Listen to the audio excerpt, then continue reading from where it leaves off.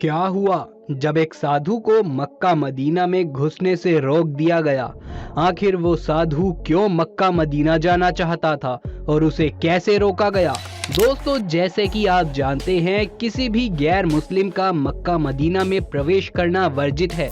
अगर कोई मक्का जाना चाहता है तो उसका मुसलमान होना जरूरी है। लेकिन क्या आपने कभी सोचा है कि कोई साधु जब एक मक्का मदीना में घुसने की कोशिश करता है तो उसके साथ क्या होता है? क्योंकि आज हम आपको ऐसी एक घटना बताने जा रहे हैं जिसमें कुछ ऐसा चमत्कार हुआ जिसे सुनकर आपके होश उड़ने वाले हैं। दोस्तों, वीडियो में आगे बढ़ने से पहले एक छोटी सी रिक्वेस्ट है कि इस वीडियो को लाइक करके हमारे चैनल को सब्सक्राइब कर ले ताकि आगे भी ऐसे ही नॉलेजेबल और मजेदार वीडियोस आपको देखने को मिलती रहे।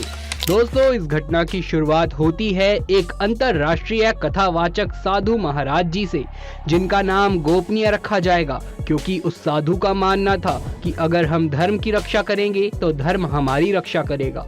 इसीलिए हम साधु का नाम आपको नहीं बताएंगे, लेकिन उनके साथ जो हुआ, उन्होंने जो किया, वो हम आपको जरूर बताएंगे। दोस्तों, ये बात साल 2020 की है, जब साधु महाराज अलग अलग देशों के अलग अलग शहरों में जाकर अपनी कथा किया करते थे।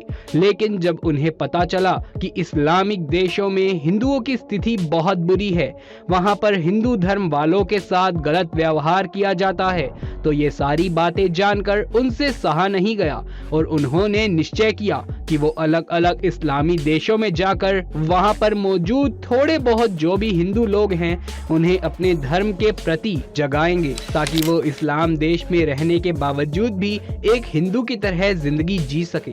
ठीक उसी तरह जैसे भारत जैसे देश में अलग अलग जाति धर्म के लोग अपनी जिंदगी जी रहे हैं, यहाँ पर किसी को भी कोई रोक टोक नहीं है।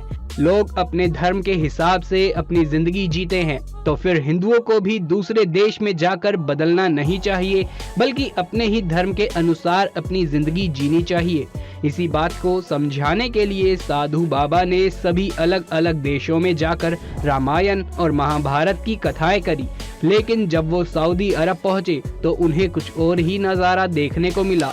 असल में जब बाबा सऊदी अरबिया पहुंचे तो उन्होंने देखा कि वहां हर धर्म का सम्मान किया जाता है। वहां पर हिंदू हो चाहे मुस्लिम हो, हर कोई मिलजुल कर रहते हैं। अब अरब का माहौल तो ठीक था, लेकिन तभी उन्हें मक्का के बारे में पता चला, जो साधु बाबा की कथा वाली जगह से मात्र कुछ ही किलोमीटर दूर था। तभी साधु को पता चला कि मक्का मदीना वो जगह है जहां पर हिंदुओं का जाना वर्जित है, यानी कि कोई गैर मुस्लिम इन जगहों पर नहीं जा सकता। हालांकि इन जगहों के बारे में जानने के लिए बाबा ने वैदिक साहित्य का इतिहास पढ़ा, जिसमें खास तौर पर यह बताया गया है कि काबा में लगे पत्थर जिसको इस्लाम धर्म के लोग चूमते हैं, वो कोई मामूली पत्थर नहीं बल्कि भगवान शिव का शिवलिंग है। इतिहास की पुस्तक में लिखी इस बात को जब साधु ने जाना तो ये बात जानकर साधु महाराज को बहुत हैरानी हुई और वो सोच में पड़ गए कि जिस स्थान पर हमारा शिवलिंग है वहां हमें ही नहीं जाने दिया जा रहा है। उस पुस्तक से पूरा सच जानने के बाद साधु महात्मा मक्का मदीना में मौजूद शिवलिंग को देखने की इच्छा जताने लगे। वो चाहते थे कि मक्का के इस शिवलिंग को वो भी देखे और जाने कि आखिर क्यों यहाँ के लोग गैर मुसलमानों को अंदर नहीं आने देते और इस शिवलिंग को लोग इतना ज्यादा क्यों मानते हैं। और इन्हीं सारी बातों को जानने की जिज्ञासा में साधु ने सबसे पहले तो एक मुस्लिम शख्स का वेश धारण किया और मक्का मदीना के लिए रवाना हो गए। लेकिन जब वो मक्का मदीना पहुंचे थे तो कुछ किलोमीटर पहले ही चेकिंग के लिए एक गार्ड ने उनके हाथ पर ओम का निशान देख लिया। इस निशान को देखने के बाद वो गार्ड तुरंत समझ गया कि ये कोई मुसलमान नहीं बल्कि एक हिंदू शख्स है, इसीलिए उन्हें मक्का मदीना के अंदर जाने से रोक दिया गया। लेकिन साधु महाराज चुपचाप वहां से नहीं गए, बल्कि उन्होंने गार्ड से कहा कि यहाँ पर हमारा शिवलिंग मौजूद है, तो फिर तुम मुझे अंदर जाने से कैसे रोक सकते हो। साधु की बात को सुनने के बाद सुरक्षा कर्मी ने उन्हें पुलिस के हवाले कर दिया। थोड़ी देर तक जांच पड़ताल चली, लेकिन बाद में साधु महाराज को छोड़ दिया गया क्योंकि वो एक प्रसिद्ध साधु महात्मा और कथावाचक थे। उन्हें इस तरह से ज्यादा लंबे समय तक गिरफ्तारी में रखना ठीक नहीं था, इसीलिए पुलिस ने उन्हें छोड़ दिया। लेकिन इन सारे चक्करों में वो मक्का मदीना नहीं जा पाए। इसी बात को लेकर उनके मन में हमेशा ही असंतुष्टि बनी रहती थी। लेकिन इस घटना के कुछ ही दिनों बाद सोशल मीडिया पर एक फोटो चारों तरफ फैलने लगी।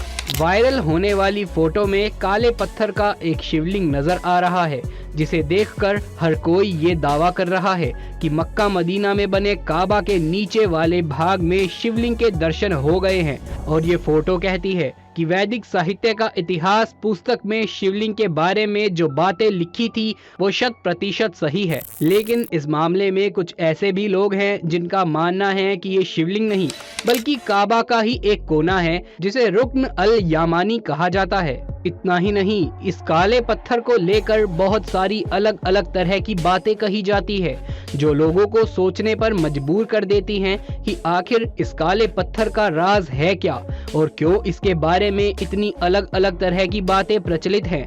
असल में दोस्तों, जब इस्लाम धर्म से ताल्लुकात रखने वाले लोग हज की यात्रा के लिए मक्का मदीना जाते हैं तो यहाँ मौजूद काबा में लगे काले पत्थर को चूमना नहीं भूलते। कहा जाता है कि इस काले पत्थर को चूमकर जो कोई भी दुआ मांगी जाए वो पूरी जरूर होती है।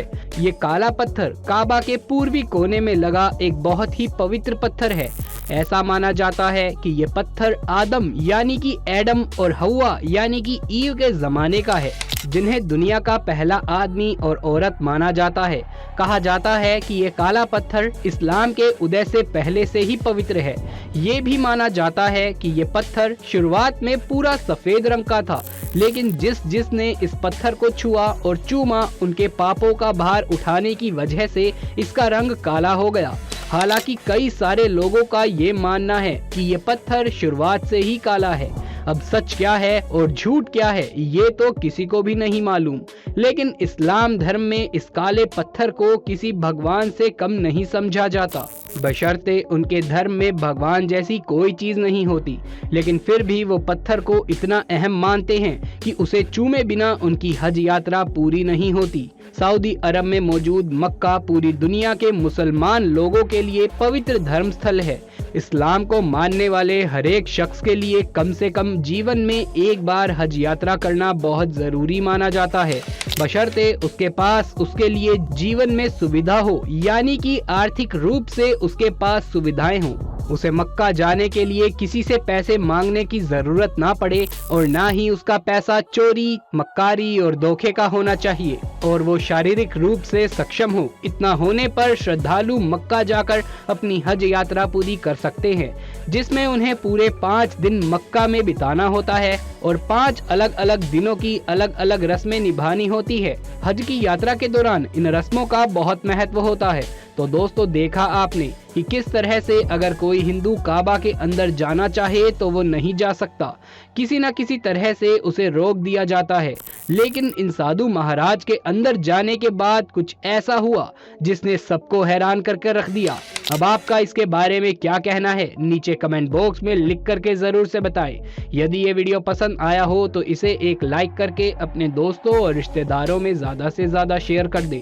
आगे भी ऐसे वीडियोस देखते रहने के लिए चैनल को सब्सक्राइब करके पास वाले बेल आइकन को भी दबा लीजिए। जल्द मुलाकात होगी आपसे किसी अगली वीडियो में, तब तक के लिए आप सभी का धन्यवाद।